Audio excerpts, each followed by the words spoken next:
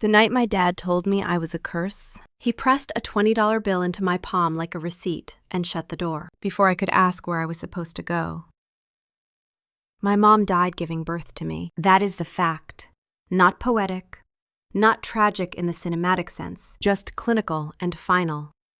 A hemorrhage that would not stop, a body that did not recover. I entered the world and she exited it, and that exchange became the quiet math problem that governed my childhood. No one ever said it outright when I was very young, but the air in our house knew.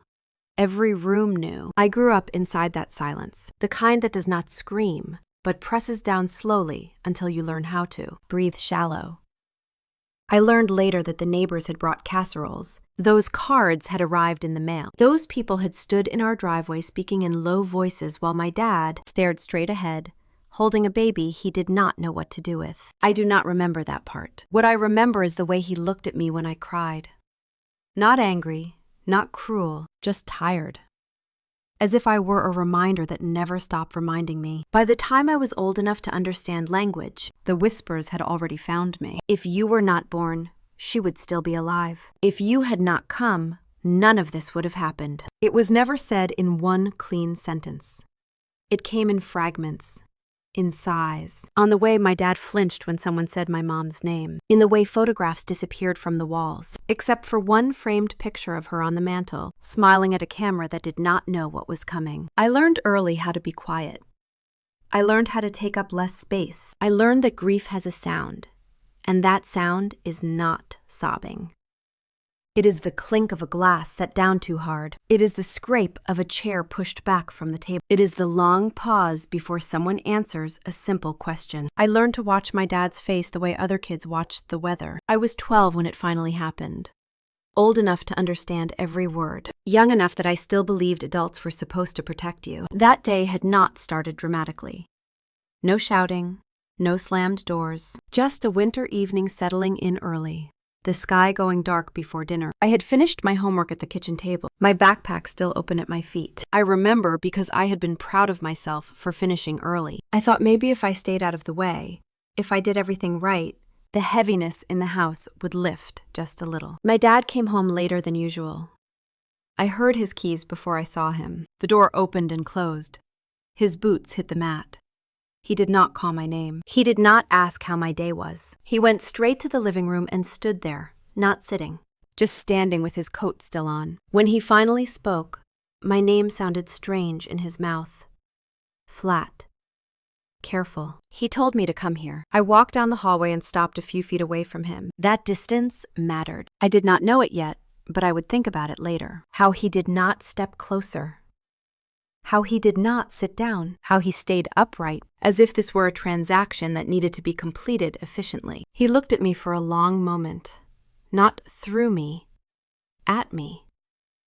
That was new, and then he said it. He said I was a curse. He said ever since I was born, everything had gone wrong. He said my mom was gone because of me. He said he could not do this anymore. I waited for the rest of the sentence, for the part where he told me where I was going, for the explanation, for the adult plan. None came. He reached into his wallet and pulled out a bill. $20. He folded it once and pressed it into my hand. His fingers were warm, mine were not. He told me to get out. I did not cry. That surprised me. My body felt very still, like it had decided to shut down anything unnecessary. I asked him if he was serious. The word sounded strange even to me, small and formal, like I was speaking to a stranger. He did not raise his voice. He did not repeat himself. He just nodded toward the door. I walked past him. I picked up my jacket from the hook by the door. I slipped my feet into my shoes without tying them. My backpack was still on the floor in the kitchen. I did not go back for it. I do not know why. Maybe some part of me already understood that what I was leaving behind was larger than homework. When I opened the door, cold air rushed in, sharp and clean. For a second, I thought he might stop me, that he might say something that sounded like regret. He did not. The door closed behind me with a sound that felt permanent. I stood on the porch and stared at the wood grain, at the place where the paint had chipped near the handle. I had traced that chip with my finger 100 times before, waiting to be let back in after playing outside. This time, no one opened the door. The house was quiet. Lights on, heat running. Life continues without me. I looked down at my hand. The $20 bill was damp from my sweat. I remember thinking how strange it was that my entire worth in that moment fit into one small piece of paper. I did not know where to go. I did not have a phone.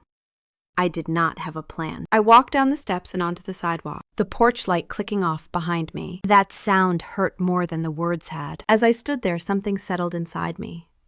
Not anger, not even sadness, clarity. The kind that comes when a door closes so completely that you stop waiting for it to open again. I would think later about the word curse, about how easily it had come to his lips, about how convenient it must have been to assign blame to a child instead of sitting with his own grief. At the time, all I knew was that I had been named something that stripped me of belonging. That was the first betrayal. Not the money, not the door, the naming. Once you call someone a curse, everything you do to them feels justified. I stood there until the cold seeped through my jacket and into my bones. I remember watching my breath fog in the air, counting each exhale like it might anchor me to the world. 1, 2, 3. I did not know it then, but that night would become the reference point for everything that came after. Every success, every failure, every moment where I wondered if I was allowed to take up space. It all traced back to that porch, that bill, that word. I would spend years trying to prove I was not what he called me. Years trying to earn my right to exist. And then, much later, I would realize something else entirely. But that comes later. For now, I was just a 12-year-old girl standing in the cold, holding $20, staring at a house that no longer claimed me, and beginning, without knowing it, the longest walk of my life. Before that night, the house had already been full of her ghosts. It is strange how a place can feel crowded even when only 2 people live there. Every room carried my mom in quiet ways, not dramatic ones. Ordinary things that refused to fade. Her coat still hung in the hallway closet long after it no longer fit them. Season. Her favorite mug stayed in the back of the cabinet, chipped at the rim, never used, but never thrown away. The smell of her hand lotion lingered in the bathroom drawer, faint but unmistakable, like a memory that had learned how to breathe. My dad did not talk about her much. When people asked how he was doing, he said fine, and meant something closer to functional. Grief settled into him the way rust settles into metal, slow and corrosive, changing the shape of everything without making noise. He went to work. He paid bills. He cooked dinner most nights. From the outside, nothing looked broken. Inside the house, everything was. I grew up learning the rules without anyone ever stating them. Do not touch the photo on the mantel. Do not ask what she was like before you were born. Do not say her name unless spoken to first. Do not cry too loud. Do not laugh too freely. I learned how to listen for my dad's footsteps, how to tell his mood by the way he closed the door. I learned that silence could mean safety if you held it correctly. When I was younger, I thought maybe he blamed the world, or fate, or bad luck. It took time to understand that blame needs a place to land, and I was always there. He never hit me. That matters, and I know it does. He never screamed or threw things. He did not have to. His disappointment was quieter, more precise. It showed up in the way he corrected me when I spoke, in the way he sighed when I needed help with homework, in the way he stared at the wall instead of looking at me when I entered the room. There were moments when I tried to be better than necessary. I kept my grades high. I cleaned without being asked. I learned how to cook simple meals so he would not have to. I thought if I made myself useful enough, maybe I would earn the right to stay. That belief took root early and grew strong. Sometimes my dad would say things that landed like small cuts, not deep enough to draw blood, but sharp enough to leave a mark. He would say everything changed after you were born. He would say nothing has been the same since. He would say this house used to feel like a home. The words were casual, almost conversational. That made them worse. I did not understand grief then, not really. I understand it better now, from the safe distance of adulthood and reflection. Back then, it felt personal, like I was the missing piece that did not belong to the puzzle, but had been, forced into place anyway. The house itself seemed to conspire with that feeling. The floors creaked at night. The heating vents rattled. Wind slipped through the windows in winter, carrying a cold that settled into the walls. It was as if the house remembered her and resented me for still being there. My dad kept her picture on the mantel. One picture, just one. She was smiling, her head tilted slightly, eyes bright. I used to stand in front of it when he was not home and study her face, looking for something familiar. A curve of the mouth, the shape of the eyes. Anything that proved I came from her and not just the absence she left behind. When I was little, I asked what she was like. He did not answer right away. He stood at the sink, hands submerged in soapy water, staring out the window. Finally, he said she was kind. That was all. One word. It was enough to make my chest ache in a way I did not have language for yet. There were days when he seemed almost normal. We would eat dinner together in silence that felt companionable instead of tense. He would ask about school, nodding as I answered. Those days gave me hope. Hope is a dangerous thing for a child who does not know where it is safe to place it. Other days, the air felt tight from the moment he woke up. He moved through the house like a storm that had learned restraint. On those days, I stayed in my room, reading or drawing, making myself as small as possible. I learned to disappear without leaving. The words curse and mistake hovered around me like unspoken accusations. No one said them outright at first. They lived in the pauses, in the way conversations ended when I entered the room. They lived in the way relatives stopped visiting after a while, unsure of what to say, unsure of how to look at me without seeing her absence. At school, teachers praised me for being mature, responsible, quiet. They said it like a compliment. I accepted it as a survival skill. When I was around 10, I had a nightmare that my mom was standing at the end of my bed, reaching out to me, but every time I tried to move closer, the floor gave way beneath my feet. I woke up gasping, heart racing, and padded down the hallway to my dad's room. I stood there for a long moment, my hand hovering over the door, then turned back. I learned that night that some doors are not meant to be knocked on. His grief hardened over time. It stopped looking like sadness and started looking like resentment. He worked longer hours. He drank more beer in the evenings. He spoke less. When he did speak, his words were clipped, efficient, like he was conserving energy. I tried to remember a time when he smiled at me the way other fathers smiled at their kids. I could not. That realization did not hurt in a sharp way. It settled slowly, like dust. The house never changed. Furniture stayed where she had placed it. Decorations never shifted. It was like time had stopped out of respect for her, and I was the only thing moving forward, growing and changing in a space that did not want me to. I remember one afternoon in the kitchen, sunlight slanting through the window, dust motes floating in the air. I was making a sandwich after school, spreading peanut butter carefully so it would not tear the bread. My dad sat at the table, staring at a stack of unopened mail. Without thinking, I asked if Mom liked peanut butter sandwiches. The word slipped out before I could catch it. The knife paused mid-spread. The room went very still. He did not look up. He did not say anything. He folded one envelope, then another, his movements slow and deliberate. I felt the mistake immediately. The air changed, heavy and brittle. I stood there, holding the sandwich, waiting for a response that did not come. He stood up and left the room without a word. That silence lasted all day. He did not speak to me at dinner. He did not acknowledge me when I passed him in the hallway. He did not say goodnight. The house felt different, sharper, as if something had shifted out of alignment. I lay in bed that night staring at the ceiling, replaying the moment over and over. The way the word had sounded, the way his shoulders had stiffened.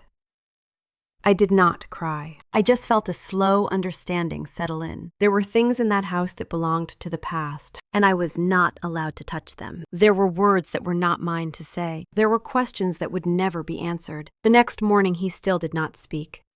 He left early for work. I watched his car pull out of the driveway from my bedroom window, the sound of the engine fading down the street. I did not know then that this was the beginning of the end. I only knew that something had cracked, quietly, and that the house was holding its breath. By the time winter came, the silence had learned how to stretch itself thinner and sharper, and I was learning, without realizing it, how easily a child could be turned into a reminder of everything someone else had lost.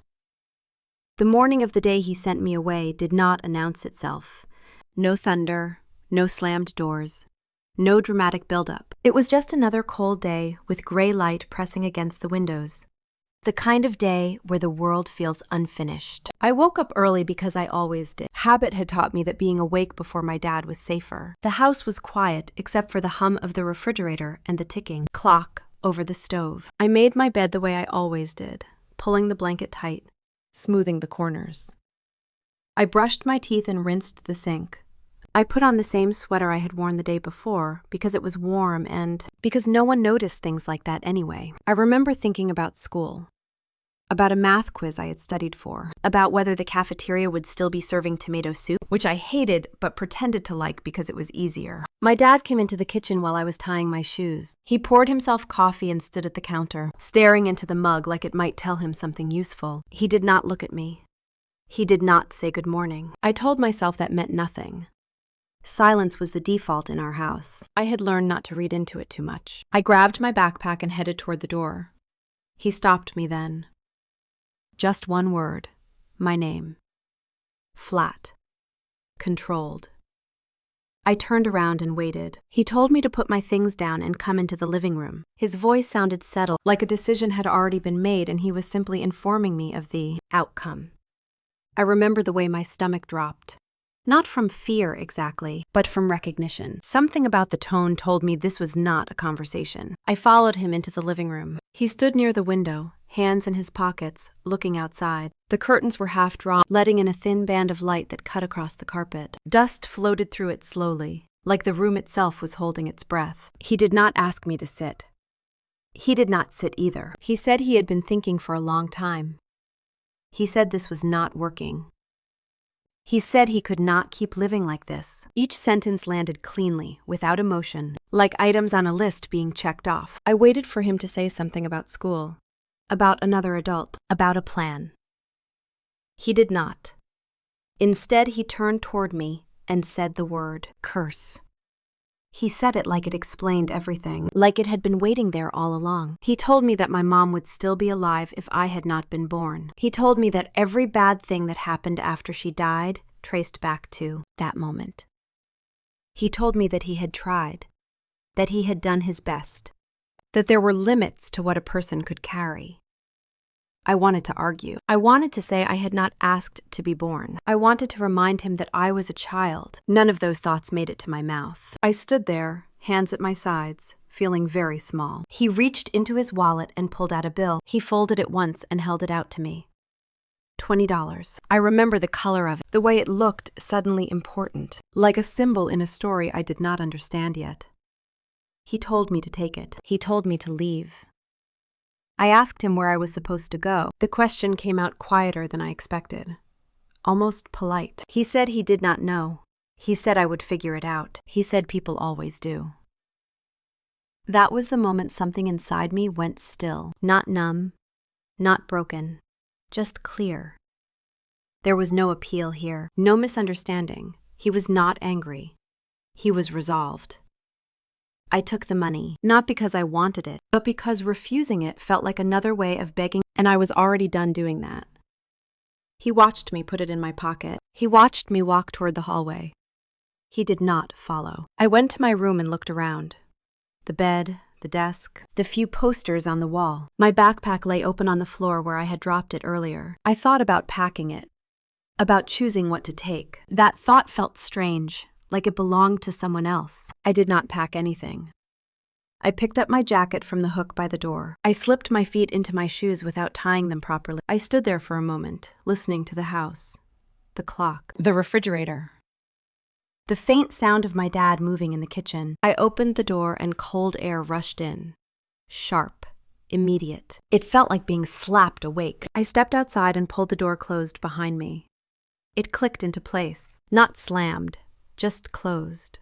Final in its quietness. I stood on the porch for a moment, staring at the wood beneath my feet. I could see my breath. I shoved my hands into my pockets and felt the folded bill there, warm from my body. I waited.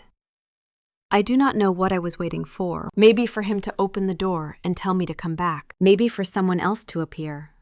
A neighbor, a miracle, something. Nothing happened. I walked down the steps and onto the sidewalk. The street was empty. Most people were at work. The houses looked ordinary, calm, unaware that one of them had just expelled a child. I started walking. Each step felt deliberate, like I was crossing an invisible line. I passed the mailbox where we checked for letters that never came anymore. I passed the tree where my mom had once hung a bird feeder, the hook still there, rusted and empty. I did not cry. That came later. At the time, my body seemed focused on one thing: staying upright, staying moving. As I walked, I thought about the money in my pocket, $20. I tried to imagine how long it could last, what it could buy. A meal? Maybe two if I was careful. It felt absurd to reduce a life to numbers like that, but that was what I had been given. A starting balance. I realized then that no one had tried to stop him. No one had knocked on the door. No one had intervened. There was no safety net waiting just out of sight. The house had closed itself to me, and the world had not noticed. The streetlights came on one by one as the sky darkened. Their glow felt distant, like stage lights illuminating a scene I was not meant to be part of. I walked past familiar houses and then unfamiliar ones. I kept going, because stopping felt worse. At some point, I realized I did not know where I was heading. That realization did not panic me. It simply settled in, heavy and real. I was not lost. I was unclaimed. I thought about my mom then. Not the idea of her, but the person. The woman in the picture on the mantel.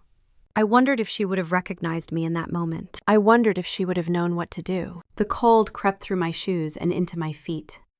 My fingers went numb. I tucked my chin into my jacket and kept walking. It occurred to me, with a strange calmness, that this was what being erased felt like.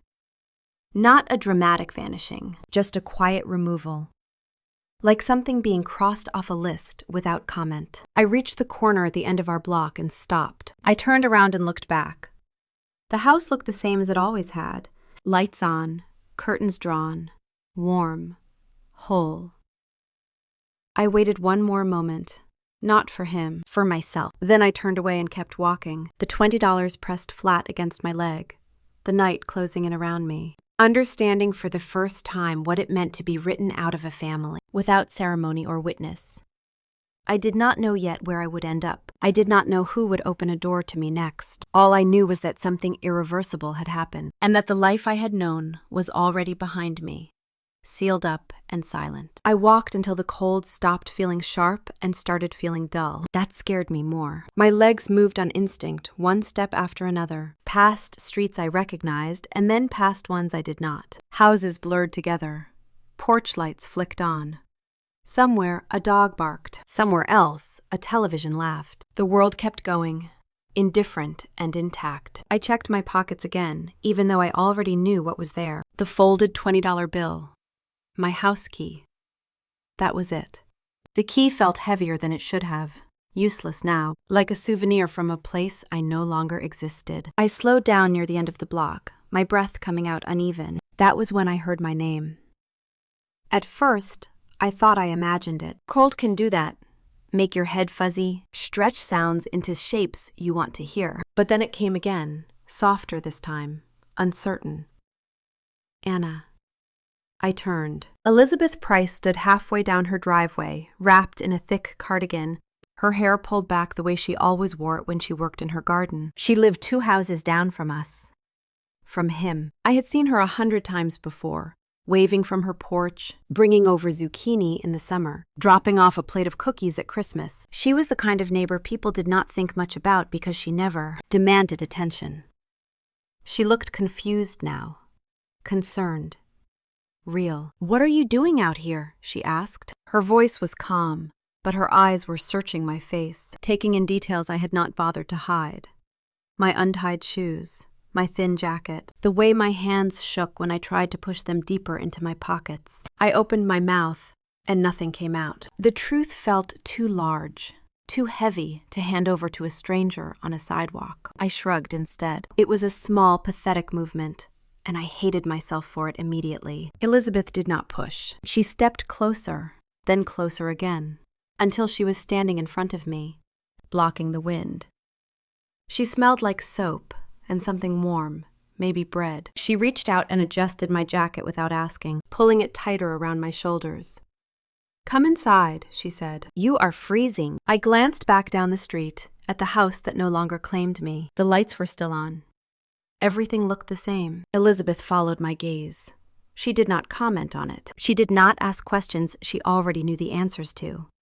She simply waited. I nodded.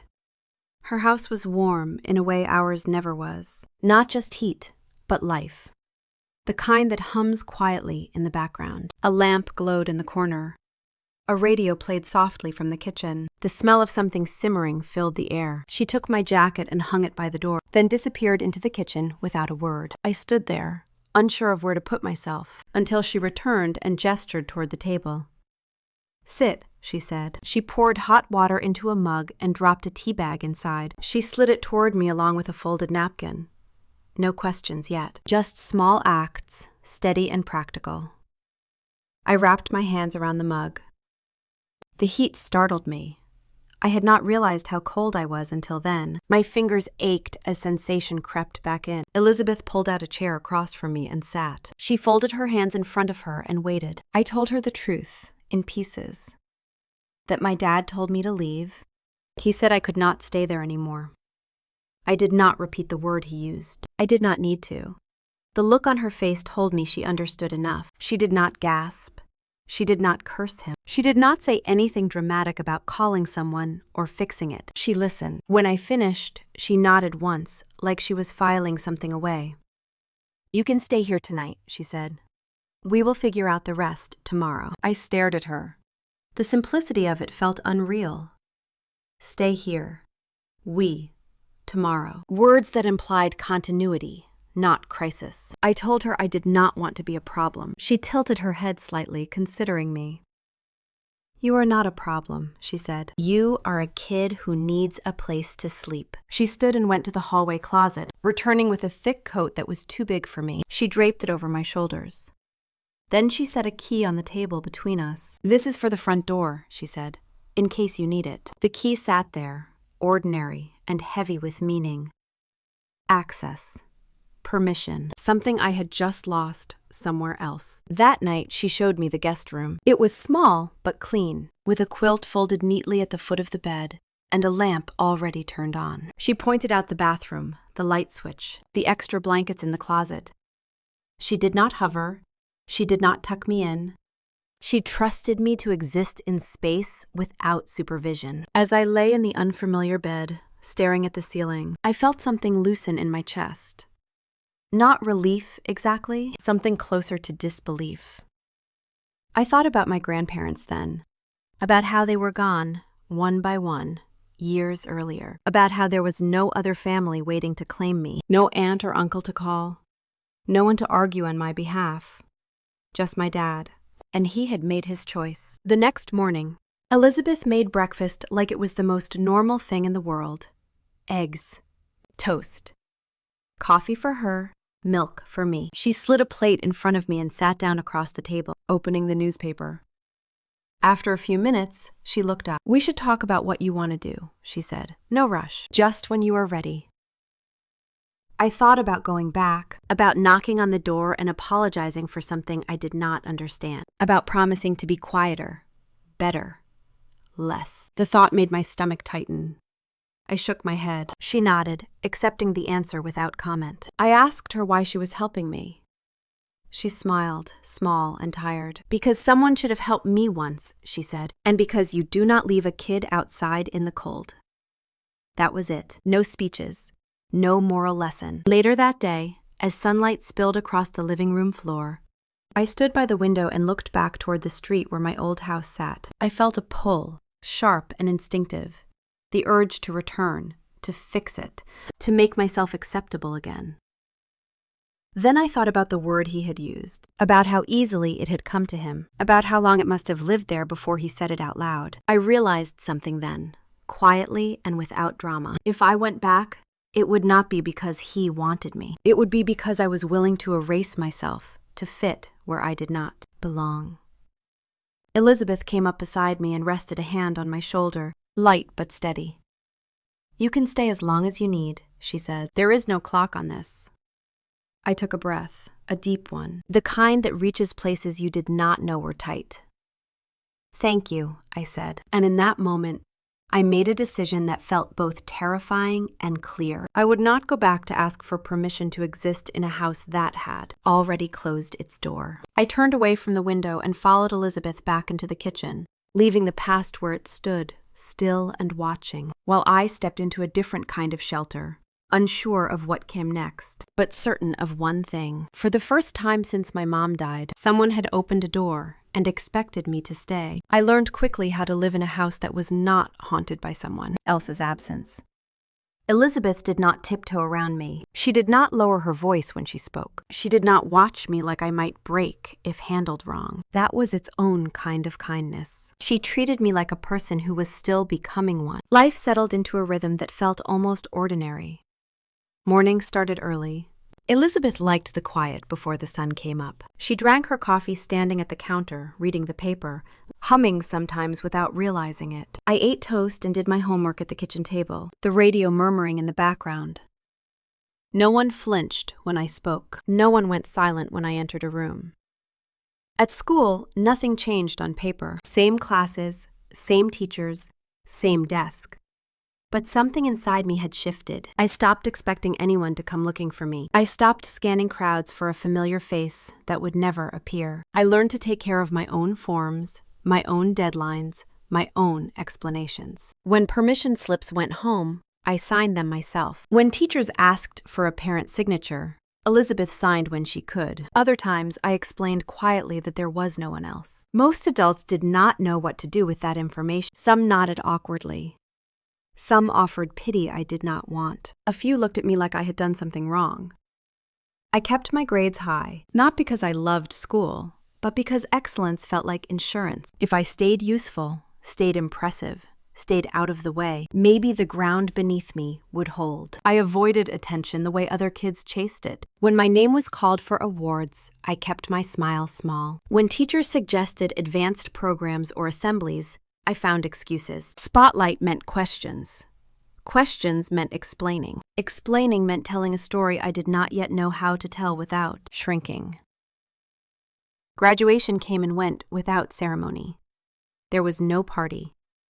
No photos on the front lawn. No one clapped from the stands. I walked across the stage, accepted the diploma, and returned to my seat like it was an errand I had been sent to run. The applause washed over me and moved on to the next name. Elizabeth hugged me afterward and told me she was proud. She said it the way people say facts, not hopes. I nodded and thanked her, feeling something tight in my chest that I did not yet have a name for. I learned to disappear politely, to be present but not noticed, to do well without demanding recognition. People called it maturity. I called it survival.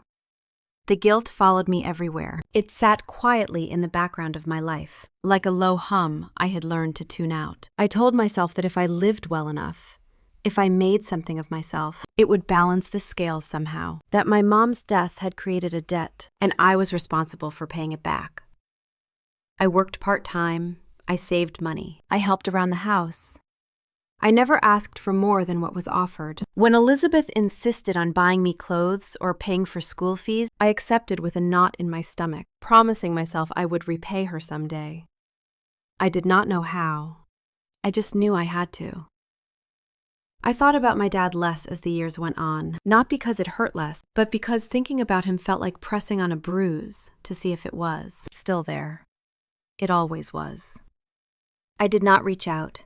He did not either. Silence became the agreement we never discussed. There were moments when the weight of it all caught me off guard. Standing in line at the grocery store, watching a mother argue with her daughter over cereal choices, sitting in a car while a friend complained about her parents being overbearing, listening to people talk about family like it was a given, something automatic and unconditional. I smiled. I nodded. I kept my story short. College was a doorway I walked through without looking back. I chose a school out of state, not because it was better, but because it was farther. Montana had been a place of endurance. I wanted a place where no one knew me as the girl without a family. Packing my things felt strange. I did not have much. Clothes, books, a few notebooks filled with careful handwriting. Elizabeth helped me load the car. moving quietly, giving me space to feel whatever I was not ready to name. On the morning I left, she handed me an envelope. Inside was a small amount of money and a note written in her neat handwriting. It said that this was not a loan, that it was not a favor, that it was something she wanted to give. I cried then, not loudly, not dramatically, just enough to let some of the pressure out. The drive out of Montana felt longer than it was. Mountains gave way to plains. Familiar landscapes faded into unfamiliar ones. I watched unmoored.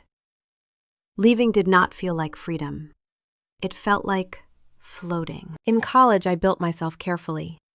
I chose a major that made sense. I took classes that promised stability. I studied late, worked harder than necessary, avoided parties and distractions. I was good at being disciplined. It was a skill I had honed early. People asked where I was from. I said Montana. They asked about my family. I said they were back home. It was not a lie, exactly. It was just incomplete. I did not go home for the holidays. I stayed on campus, picked up extra shifts, volunteered for projects no one else wanted. I told myself it was practical. I told myself it was easier. Both were true. As I grew older, the idea that I did not belong anywhere became something I carried quietly, like a badge I did not show. I made friends. I dated, I laughed, I lived, but there was always a part of me that stayed alert, ready to move if the ground shifted again. I graduated, I found work, I paid my bills. I built a life that looked stable from the outside. Inside, the old questions lingered. Who am I when no one is watching? What am I worth if I stop proving it? The guilt softened over time, but it never fully left. It changed shape. It became less about punishment and more about obligation. I owed it to my mom to live well. I owed it to Elizabeth to be grateful. I owed it to myself to keep going. When I finally packed my things to leave Montana for good, I stood in the doorway of Elizabeth's house and took one last look around. The kitchen table where I had done my homework, the hallway where she had handed me a key, the guest room that had become mine. I felt something like gratitude. Sharp and clean. I hugged her and told her I would call. She told me to drive safely and to eat something before I got too far. As I pulled away, I realized that leaving did not feel like being thrown out. It felt like stepping into a life that had been waiting quietly for me to claim it. I crossed the state line with my hands steady on the wheel, the road stretching ahead, and a familiar thought settling in my chest. I did not belong where I came from. I did not yet know where I would belong next. But I kept driving anyway, carrying with me the strange knowledge that survival had taught me how to move forward, even when no one was calling my name. Fort Collins was not a dream destination. It was practical, affordable, a place where I could disappear into a crowd without being asked too many questions. I arrived with a car that rattled when it idled, 2 suitcases, and a list of things I told myself mattered. Rent paid on time, a job that covered the basics, a schedule that left no room for thinking too hard. I rented a small apartment near the edge of town, close enough to bus lines, far enough from anything that looked like a social scene. The walls were thin, the carpet smelled faintly of cleaning chemicals and old dust. It was perfect. No history, no memories embedded in the corners, just space. I worked wherever I could. Office admin, customer support, temporary contracts that ended just as I was getting comfortable. I learned how to be useful quickly, how to listen more than I spoke, how to anticipate needs before they were voiced. Those skills had been learned early, refined over time. People called me reliable, organized, steady. I smiled when they said it, even though part of me knew what they were really responding to. I was good at not needing anything. In the evenings, I walked around the neighborhood, memorizing streets, learning where the coffee shops were, where the library sat tucked behind a row of trees. I liked the library best. It felt neutral, safe.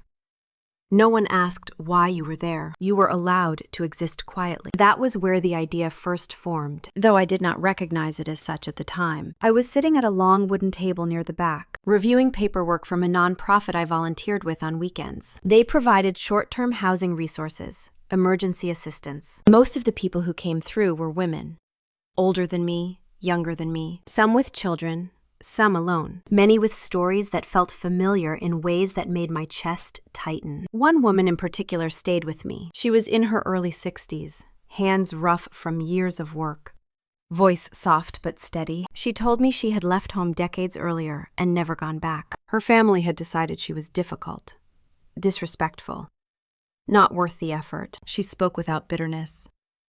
That struck me. I listened more than I spoke. That has always been my strength. Over time, I started to notice patterns. How often women ended up alone, not because they failed, but because someone else decided they were expendable. How many carried guilt for things they never controlled. How many apologized for taking up space, even in rooms meant for them. I recognized myself in their stories. That recognition did not hurt the way it used to. It felt clarifying. The work was slow, unremarkable. We filled out forms, made calls, followed up. There were no dramatic rescues, just incremental improvements. A place to sleep. A number to call, someone who answered. I began to imagine something different. Not bigger, just more intentional. A place that did not treat abandonment like a personal failure. A place that understood how easily people could be erased and how long it took to write yourself back into existence. I did not quit my job. I did not announce anything. I started small. Notes, lists, sketches of what might be useful. I spent evenings at my kitchen table, laptop open, tea cooling beside me, writing down what I wished I had known at 12, at 18, at 21. How to apply for housing without a co-signer. How to navigate medical paperwork alone. How to say no without explaining yourself. How to build a life when no one has shown you how. I called it second ground because the first ground had already failed so many of us. The name felt right. Not a replacement for family, not a miracle solution. Just a place to stand when everything else had fallen away. I built the first version myself. It was simple, basic information, a few resources. No design flourishes, no branding language. I did not want it to feel polished. I wanted it to feel honest. When I finally shared it, I did so quietly. A link in a volunteer forum. A mention in a community group. I expected nothing. What I got was messages. Not many at first. A few emails. A woman thanked me for explaining something no one else had bothered to. Another asking if I could add information about late life education. Another just said that it made her feel less alone. I read every message carefully. I responded when I could. I took notes. I adjusted. I learned. The project grew the way roots grow. Underground. Slow. Unseen. I kept working my regular job. I paid my rent, I grocery shopped on Sundays, and cooked simple meals for the week. There was no dramatic shift in my lifestyle. No sudden sense of arrival. That mattered to me. I did not want my worth tied to external markers anymore. Sometimes I thought about my dad. Not often. Usually in passing, a memory triggered by a phrase someone used, or a look on a stranger's face. The thoughts no longer spiraled. They came and went. I did not reach out. He did not either. There were moments when I wondered if he regretted it, if he thought about the porch, the money, the door. I did not linger on those questions. They did not change anything. Second ground began to attract attention from people I respected. Social workers, community organizers, a retired attorney who offered to review some of the materials. I accepted help cautiously. I had learned to trust slowly. Each new story added weight to the project. A woman whose sister had cut her off after their parents died. A grandmother raising grandchildren after being pushed out of the family home. A former teacher who lost everything after speaking up. Their words did not fuel anger in me. They fueled resolve. I realized that the life I was building was not an accident. It was a response. A quiet one. Thoughtful. Deliberate. When people asked why I cared so much, I said it mattered. That was all.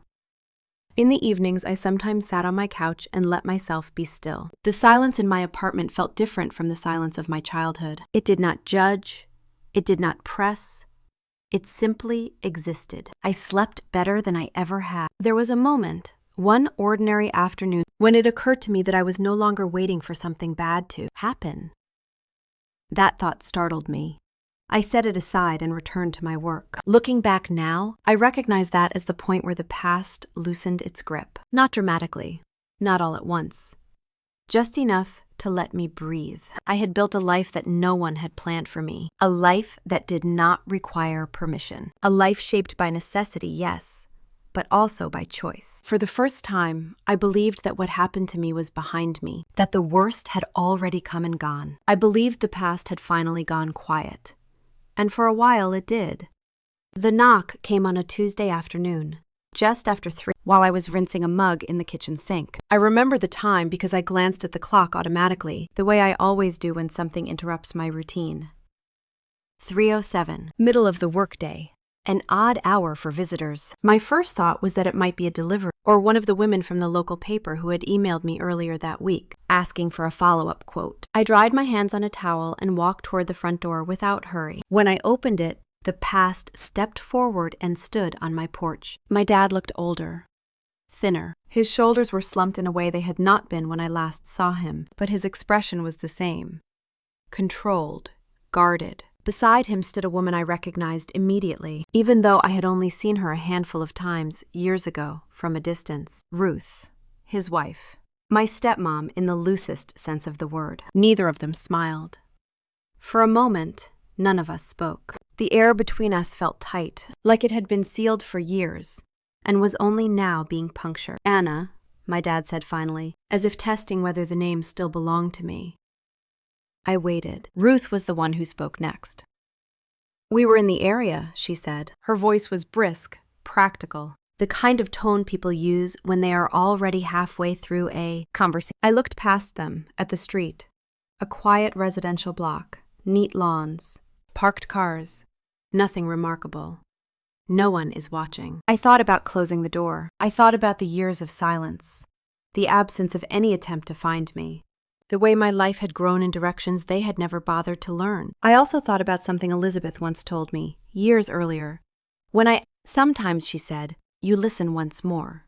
Just to be sure, I stepped back and opened the door wider. They came in without hesitation. Ruth glanced around immediately, her eyes moving from the entryway to the living room, taking in the furniture, the artwork on the walls, the bookshelves. My dad followed more slowly, his attention fixed straight ahead, as if looking too closely might cost him something. Nice place, Ruth said. Her tone carried approval, and something else underneath it. Calculation. Thank you, I said. I gestured toward the living room. They sat settling in like guests who expected to be comfortable. Ruth adjusted a throw pillow that did not need adjusting. My dad rested his hands on his knees and leaned back, exhaling slowly. I stayed standing. We heard about your work, Ruth said. She clasped her hands together in her lap. Second ground, helping women, community support. It has been getting attention. My dad nodded. He looked at me then, really looked, as if searching for the outline of the child he remembered or the one he had chosen to forget. You have done well, he said. It was not praise. It was an acknowledgement, delivered like a fact that had been verified. I did not respond. Ruth tilted her head, studying me. You were always smart, she said. Even as a girl, we knew you would land on your feet. The word always hung between us, heavy and inaccurate. He cleared his throat. Things have been difficult lately, he said. The economy, health issues, unexpected expenses. Ruth picked up where he left off. We are at a point where family needs to help family. There it was, the frame, the justification. I felt something settle in my chest. Not anger, not fear, but a familiar clarity. I had lived inside this language before. Obligation, debt, what you owe. He leaned forward slightly. We raised you, he said. We gave you what we could. You owe us for that. The sentence landed cleanly, practiced. I wondered how many times they had said it to each other on the drive over. Ruth nodded. Your mom would have wanted that, she added. She would not have wanted you to turn your back on your family. My hands curled slowly at my sides. I did not interrupt. I did not correct her. I wanted to hear how far they would go. He looked at me steadily. "You would not have any of this without us," he said, gesturing vaguely at the room. "Without what we went through. Without what your mom gave up." The way he said it, you would think I had taken something from them, not been cast out, not erased, taken. I crossed my arms and leaned against the counter. "Tell me what you want," I said. Ruth did not miss a beat. "Financial help," she said. "Support. You're in a position to do that now." He nodded again. "We are not asking for charity," he said. "Just what is fair." I almost laughed, not because it was funny, but because of the precision of the moment. 21 years. That was how long it had taken for me to be useful again. I asked them how they found me. Ruth smiled thinly. "Your name was in the paper," she said. "Local features, women in leadership." They mentioned Fort Collins. It was not hard to connect the dots. He added, "People talk." Of course they did. I thought about the article. The reporter had asked about my background. I had kept it brief. Montana, independent, focused on community work. I had not mentioned the porch, the money, the door. I had not thought it necessary. Ruth leaned back against the sofa cushions. "You should be proud," she said. "This house, this work, it is impressive." She reached out and touched the arm of the couch as if testing the fabric. It looked like ownership. I stayed where I was. I let the silence stretch.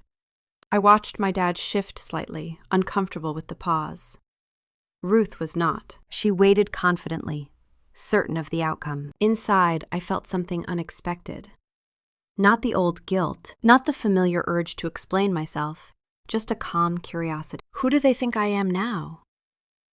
He spoke again. "We need help, Anna." He said my name like it was a lever he could pull. We would not be here if we did not. I thought about the night he told me to leave, the way his voice had sounded then. Settled. Final. I thought about the $20, folded once, pressed into my palm like a receipt. I wondered if he remembered it the same way I did. I looked at the two of them on my sofa, framed by the life I had built without them. The books, the photographs, the quiet evidence of years they had not earned the right to reference. I had let them in because I wanted to hear the full story, to see the shape of it. Now I have. I pulled out a chair across from them and sat down, folding my hands in my lap. Not in surrender, in readiness. They watched me closely, waiting for the answer they believed was inevitable. And in that moment, as they settled into my home like it belonged to them, I understood something with absolute certainty. The past I thought had gone quiet had only been waiting, and it had finally decided to knock. I stayed seated, my hands folded loosely in my lap, watching them the way you watch a storm from behind glass, close enough to see the shape of it, far enough not to get wet yet. My dad cleared his throat again, a sound I remembered from childhood, the prelude to something he considered difficult but necessary. Ruth leaned forward first. "We are not here to make demands," she said. "We just need you to understand the situation." I waited. She launched into it with practiced ease. Medical bills, ongoing treatments, things insurance would not fully cover. She spoke in careful generalities, never naming a diagnosis, never giving details that could be checked. He nodded along, his face solemn, his hands clasped tightly together. "Your dad has not been well," she said. "Stress does that to a person. Years of carrying things alone." I almost smiled at that. Almost. My dad took his turn then. He spoke about work slowing down, about expenses adding up, about how retirement had not turned out the way he expected. Each sentence was delivered calmly, as if he were explaining a spreadsheet, not asking for money from the daughter he had once sent away. "We would not be here if we had other options," he said. Ruth sighed softly. "You have always been the strong one," she said, looking at me like this was a compliment. The responsible one. I felt the old reflex stir, the urge to justify, to solve, to step in quietly and make the problem go away. It had been trained into me early, reinforced by years of believing my usefulness determined my worth. I let the feeling rise. Then I let it pass. Ruth was not finished. She shifted tactics smoothly, like someone changing lanes without signaling. "Calvin is struggling," she said. Your brother needs help. The word brother landed oddly. I had not thought about Calvin, my stepbrother, in years. A vague memory surfaced. A boy younger than me, quieter, kept at a distance. He had been shielded from the worst of it, I realized now. Or maybe just favored. What kind of help? I asked. Ruth waved a hand.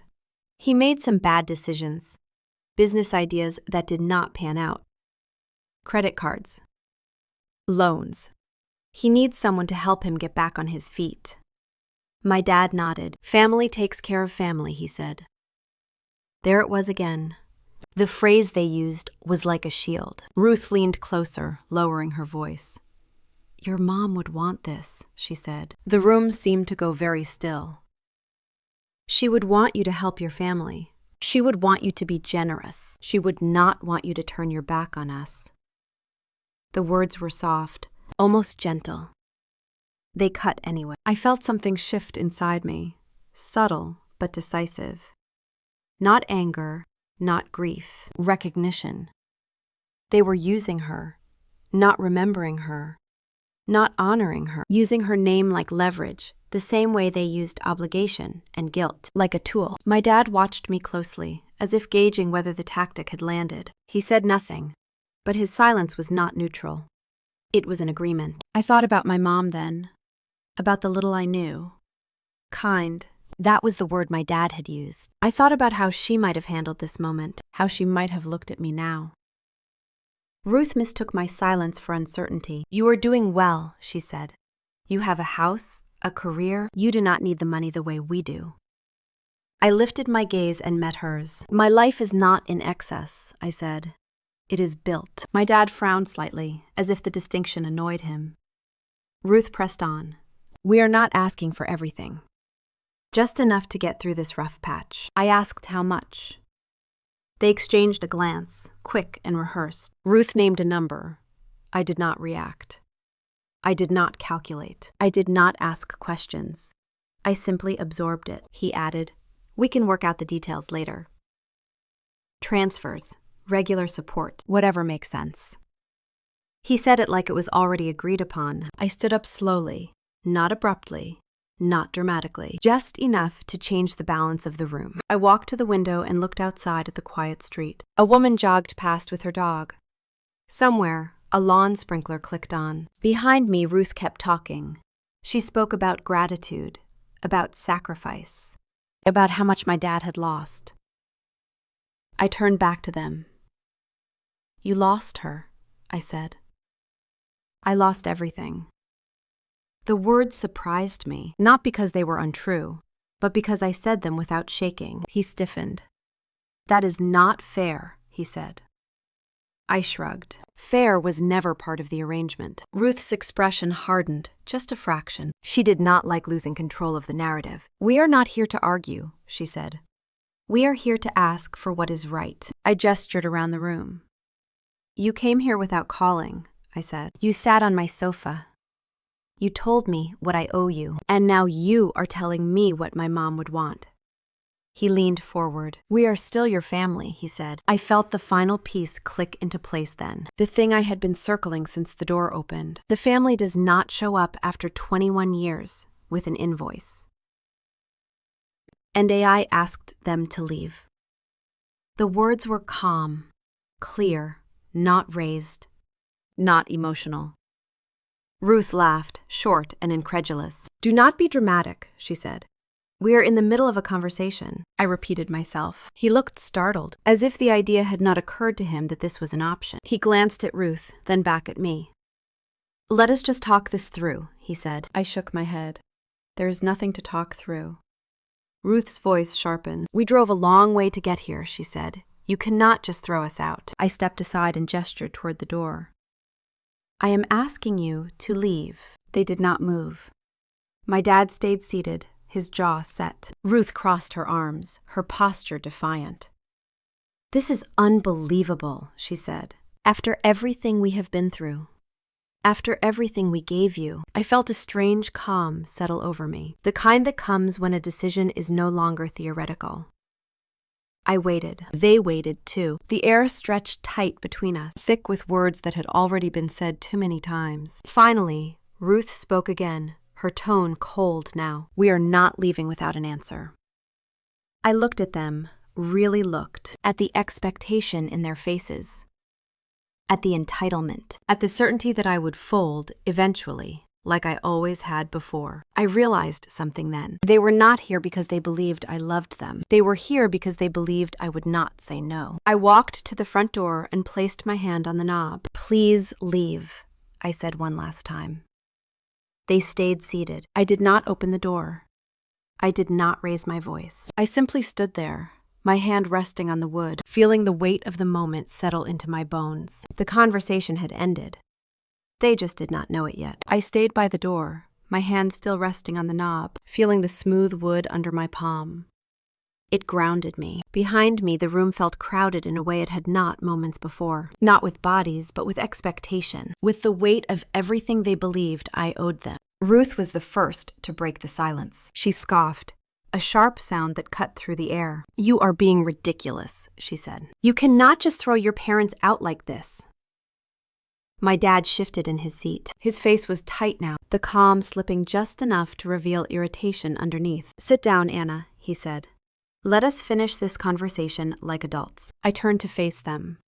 I did not raise my voice. I did not step closer. I stayed exactly where I was. "We are finished," I said. Ruth laughed again, louder this time. She leaned back into the sofa, crossing her legs. "You always were dramatic," she said. "Sensitive. Your mom spoiled you." Something in my chest went cold and still. My dad glanced at her, then back at me. "That is enough," he said, though I could not tell if he meant her words or my resistance. "You are letting old feelings cloud your judgment." Old feelings. I thought about the porch, the cold, the folded bill pressed into my palm. I thought about how long I had carried that memory without ever being asked about it, without ever being offered an explanation, let alone an apology. Ruth leaned forward again, her voice softening, syrupy. "Look," she said, "we are not monsters. We took you in. We did our best." I felt the words rise before I planned them. "You told me to leave when I was 12, I said. "You gave me $20 and closed the door." He opened his mouth, then closed it. He looked away, toward the window, as if the street outside might offer an exit. Ruth waved a hand dismissively. "That was a long time ago," she said. "You turned out fine." The casual cruelty of it almost took my breath away. I stepped away from the door and walked into the center of the room. I wanted them to hear me clearly. I wanted there to be no confusion about what came next. "You did not raise me," I said. "You removed me." My dad stood up abruptly. "Do not twist this," he said. "You were difficult. You reminded me of everything I lost." There it was. Finally, he had never bothered to dress up. I nodded once. "And you reminded me every day that I was the reason," I said. Ruth rolled her eyes. "This again," she said. "You cannot keep blaming us for how you feel. At some point, you have to take responsibility for your own life." I almost smiled. Not from humor, from recognition. The pattern was so familiar now that it felt almost boring. I took a breath, not to steady myself, to mark the moment. "You came here today because you think I owe you something," I said. "Because you believe that whatever I have now belongs to you by default." Mount Dad crossed his arms. "We are family," he said. The word hung in the air between us, fragile and hollow. I thought about Elizabeth, about the way she had handed me a key without asking for anything in return. I thought about the women who wrote to me through Second Ground, sharing stories of being discarded, erased, expected to repay kindness that never existed. I looked at my dad, then at Ruth. "A curse has no family." The words landed quietly, no flourish, no anger, just a fact. For a second, no one spoke. Ruth's face twisted first. "That is a horrible thing to say," she snapped. "After everything your mom went through to have you?" I met her gaze. "You used that word first," I said. "I am just accepting it." My dad's face went pale. He took a step toward me, then stopped. "You do not mean that," he said. "You are just upset." I shook my head. I have never been calmer. I walked back to the door and opened it wide. Cold air rushed in, sharp and clean. "Please leave," I said. Ruth stood up slowly, fury flashing across her face. "You think you are better than us now?" she said. "You think money makes you something special." I did not respond. My dad hesitated, looking between me and the open door. For a moment, I saw something like doubt flicker across his face. It did not last. "You are making a mistake," he said. I gestured toward the porch. "You need to go." They did not move. Ruth planted her feet. "We are not leaving," she said. "You owe us, and you know it." I felt the final thread snap inside me. Not violently, cleanly. "If you do not leave, I will call the police," I said. Ruth laughed, sharp and disbelieving. "You would not do that to your own parents." I reached into my pocket and pulled out my phone. I unlocked it, my movements steady. I looked at them one last time. "This is your final warning," I said. My dad stared at the phone. His jaw clenched. Ruth scoffed again, but there was something new in her eyes now. Uncertainty. I turned away from them and dialed 911. The ringing sounded loud in the quiet room. Each tone felt deliberate. My dad took a step back. Ruth's voice rose. "You cannot be serious," she said. "Hang up. This is unnecessary." I spoke calmly into the phone. I explained that there were 2 people in my home who refused to leave, that I had asked them multiple times, that I felt unsafe. I did not embellish. I did not justify. I stated facts. Ruth started shouting then, words tumbling over each other. Ungrateful, heartless, after everything. My dad told her to stop, his voice tight, but she did not listen. I stayed on the line. The dispatcher told me officers were on the way. I ended the call and set the phone down on the table. My dad looked at me like he was seeing me for the first time. Not as a child, not as a reminder. As someone who would not bend. "You did not have to do this," he said quietly. I met his gaze. Yes, I did. Outside, in the distance, I could already hear the faint echo of sirens, growing closer. Ruth backed toward the door, still talking, still blaming, still trying to claw back control with words that had once worked on me. They did not land anymore. I stood my ground, my back straight, my hands relaxed at my sides. The door remained open, the cold air filling the space between us, carrying something that felt like an ending. Not loud, not triumphant, just final. The door closed with a sound that felt heavier than it should have, a solid click that seemed to travel through the walls and settle somewhere deep in my chest. For a brief second, there was silence. Then Ruth exploded. Her voice came through the door sharp and shrill, bouncing off the narrow hallway outside my unit. "You think this is over?" she shouted. "You think you can just erase us? You are disgusting. You hear me? Disgusting." I stood just inside the door, my back against it, my hand still resting on the lock. My heart was steady. That surprised me. My body had spent years bracing for this moment, and now that it was here, it felt almost familiar. Ruth kept going. "Ungrateful little girl. After everything your dad did for you, after the sacrifices, you owe us. You will regret this. I swear you will regret this." Her words slid under the door like smoke, searching for cracks. They did not find any. My dad said my name once, not loudly, not kindly either, just Anna, as if that single word might still carry authority. I did not answer. Ruth kicked the door. The impact rattled the frame. "You cannot hide from this," she screamed. "We are your family, whether you like it or not." Family. I thought about the porch again, about how small my hands had been around that folded bill, about how no one had shouted then. No one had chased after me. Silence had done the work for them. I stepped away from the door and picked up my phone from the table. My fingers moved without shaking. I could hear the sirens now, closer, the sound threading through Ruth's shouting, growing louder with each passing second. She must have heard them too. Her voice shifted, anger giving way to something frantic. "What did you do?" she yelled. "What did you tell them? You are lying. You always twist things." I did not respond. The sirens stopped outside the building. Footsteps echoed in the hall, measured and heavy. A knock followed, firm and professional. "Police department," a voice called out. Ruth started talking all at once. "Officer." "Thank God." My daughter is having some kind of episode. She locked us out of her apartment. We were just trying to talk sense into her. I opened the door. 2 officers stood there, one older with graying hair at his temples, the other younger, his posture straight, eyes alert. They took in the scene quickly, Ruth flushed and breathing hard. My dad was standing a step back, arms folded tight against his chest. Me barefoot on my own entryway tile, phone still in my hand. "Ma'am," the older officer said, looking at me. "Did you call?" "Yes," I said. "What seems to be the problem?" "These people refuse to leave my home," I said. I asked them multiple times. They would not go. Ruth scoffed. "This is unbelievable," she said. "We are her parents." The younger officer looked at her. "Are you on the lease?" "No," she said quickly. "But that is not the point." "Actually, it is," he said. My dad cleared his throat. "Officer, this is a family matter. We are not trespassing. She invited us in." I nodded. I did. "And then I asked you to leave. You refused."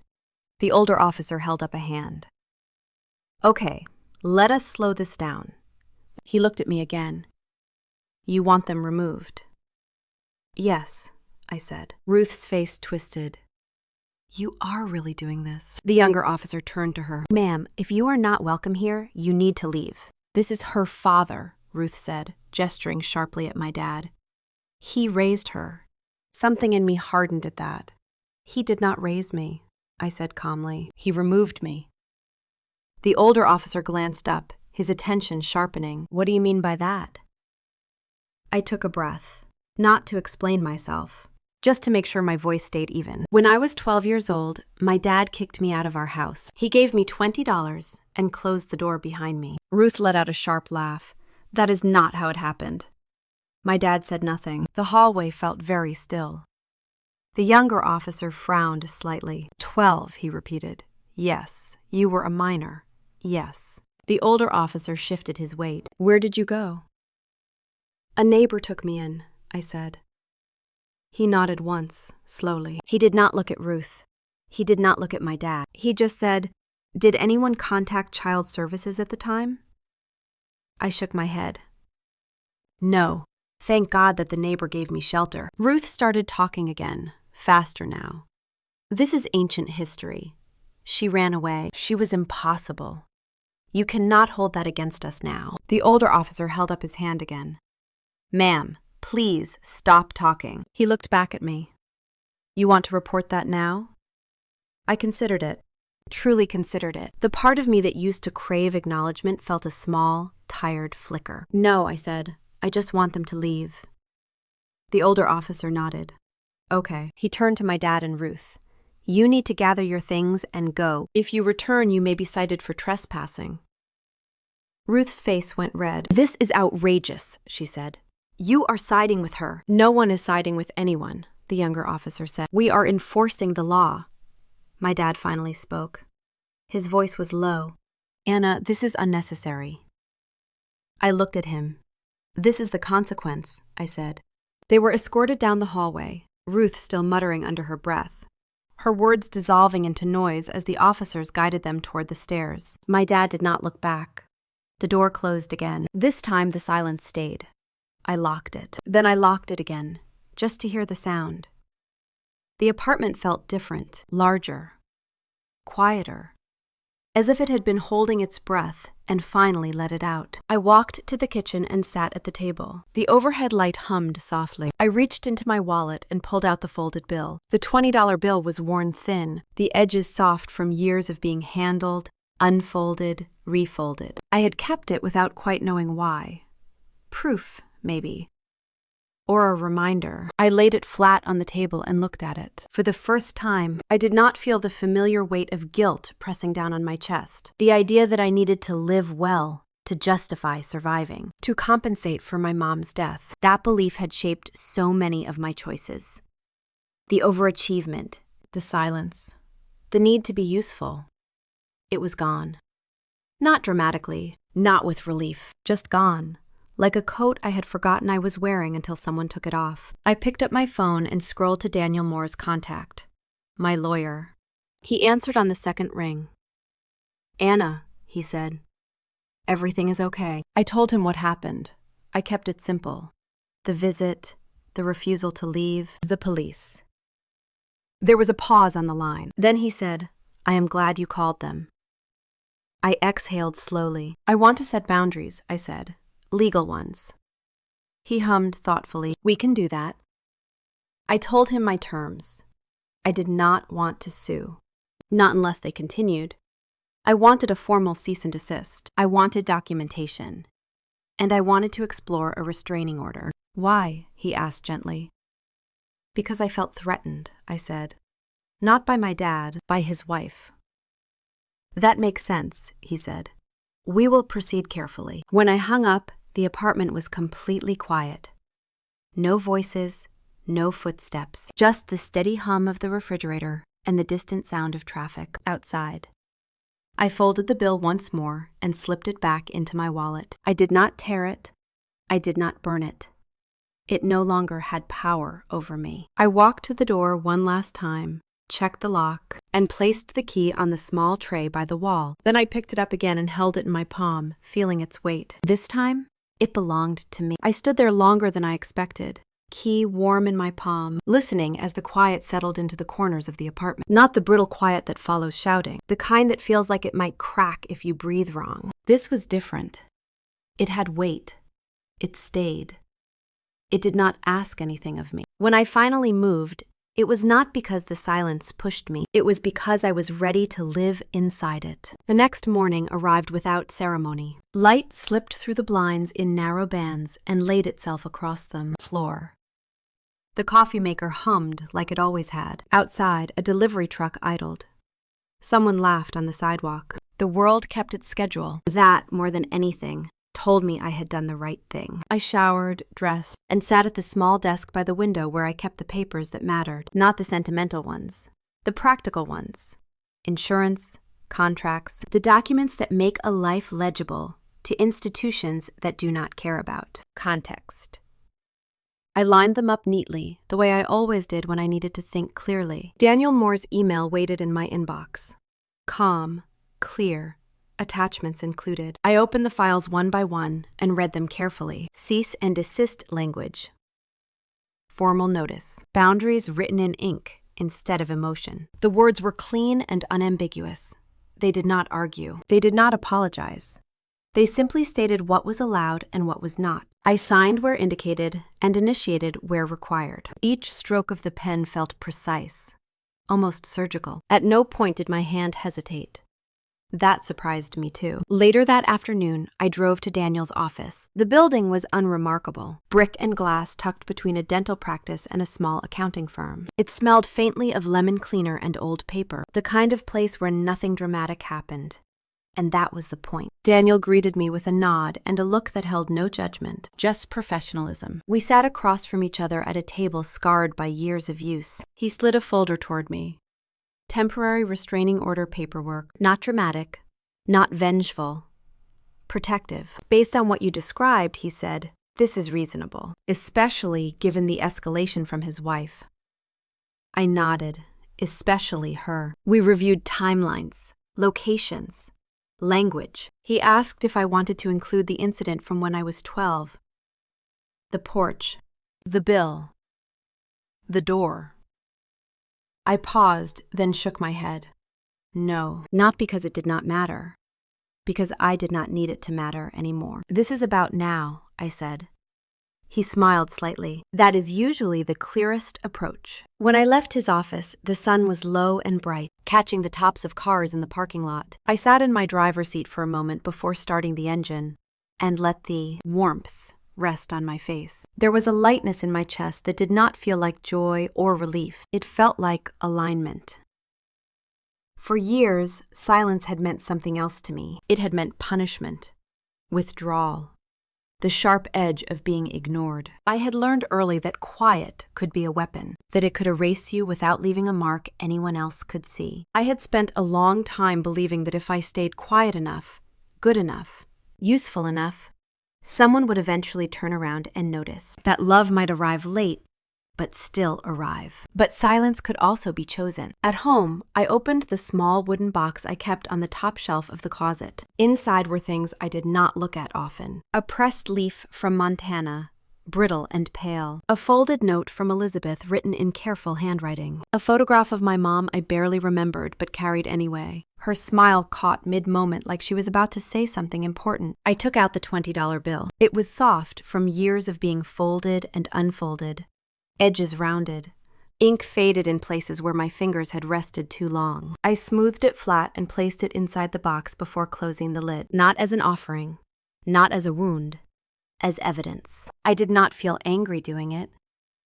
I did not feel sad either. It was simply time for it to rest, to become part of the record instead of a burden I carried. Over the next few days, messages arrived and went unanswered. Numbers I did not recognize. Emails that said very little, but implied a great deal. Concern dressed up as obligation. Nostalgia repackaged as entitlement. I forwarded them to Daniel and did not read them again. The restraining order was granted without ceremony. Paperwork filed. Records updated. No courtroom drama. No speeches. No one asked me to explain myself. Just consequences. One evening, Elizabeth called. She asked how I was. The way people do when they already know the answer might be complicated. I told her the truth, that I was okay. Those things were quiet. She paused and then said she was proud of me. Not loudly, not like a celebration, just matter of fact, as if it were the most reasonable conclusion. That meant more than she knew. I slept better after that. Not perfectly, but deeper. The dreams changed. Fewer closed doors. Fewer voices calling my name and then disappearing when I turned around. I still dreamed, but the endings shifted. I woke up in rooms with windows. I woke up knowing where I was. I started noticing small things again. The way the air smelled after rain. The sound of my own footsteps in the morning. The way sunlight pooled on the kitchen counter by late afternoon. Ordinary details I had been too braced to register before. The guilt that had once driven me did not return. I waited for it, almost. The old reflex to prove something, to earn my place in the world. It had been my engine for so long that its absence felt strange. It never showed up. One night, as I was washing dishes, I realized something quietly profound. I did not need forgiveness. Not from my dad. Not from his wife. Not from anyone who had decided my existence required justification, because I had never been the one who needed absolution. That understanding did not arrive with fireworks. It arrived like a settled thought. Solid. Unmovable. It rearranged things without making noise. I finished the dishes and turned off the light. In the weeks that followed, my life resumed its shape. Work, meetings, emails from women who had found second ground and recognized themselves in its pages. They wrote from kitchen tables and hospital waiting rooms, from small apartments and long marriages that had narrowed instead of widened. I answered when I could. I listened when it mattered. I did not rush to fix what could not be fixed. I did not confuse presence with responsibility. Silence, I learned, was not the absence of sound. It was the presence of choice. I could choose who had access, who spoke into my life, who stayed. For the first time, that choice belonged entirely to me. One evening, I stood at my front door with my hand resting on the frame and felt the quiet hum of the building around me. Pipes settling, a television murmuring somewhere below. Safe. Ordinary. Mine. I did not feel like a curse. I felt like someone who had finally stepped out of a story written by others, and into one she was allowed to keep. The life I built did not disappear when the noise stopped.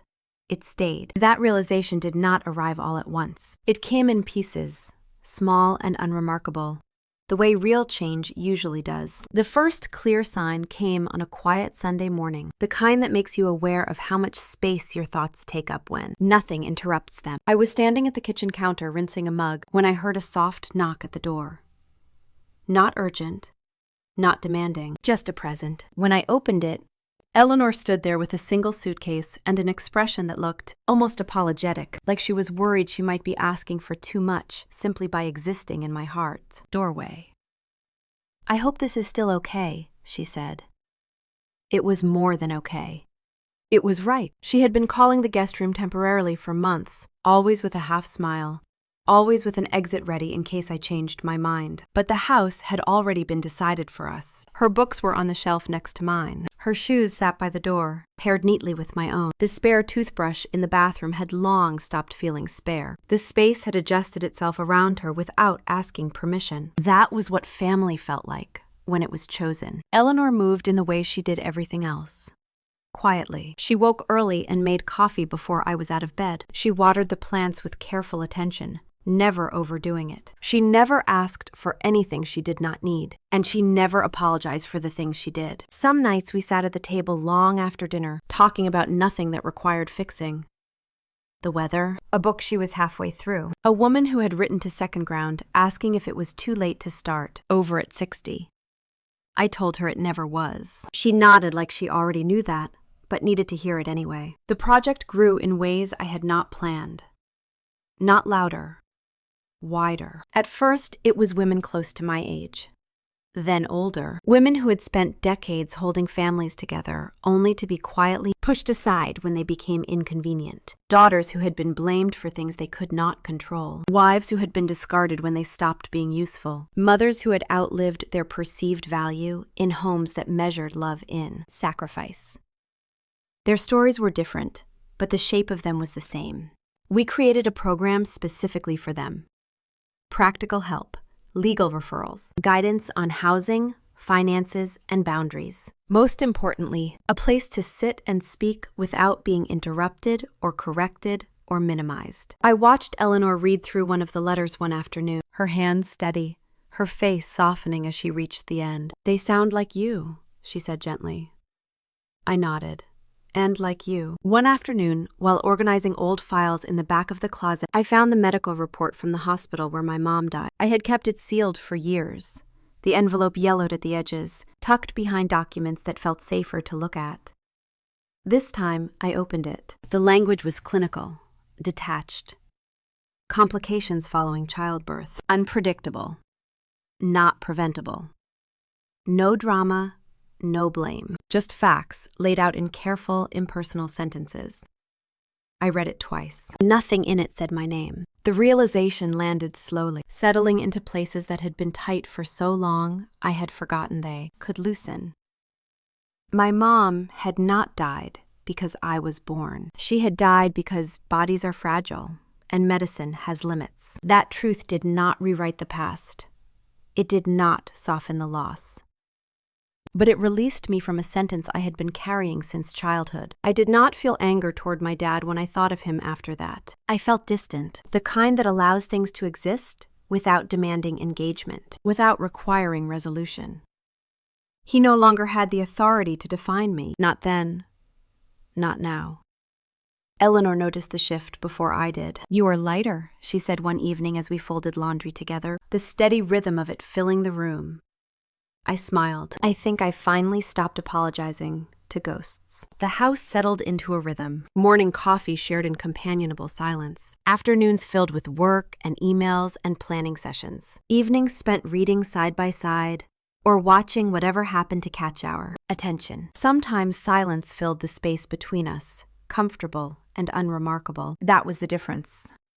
Silence was no longer punishment. It was peace. Second Ground held its first in-person workshop for women over 50 that night fall. The room was full.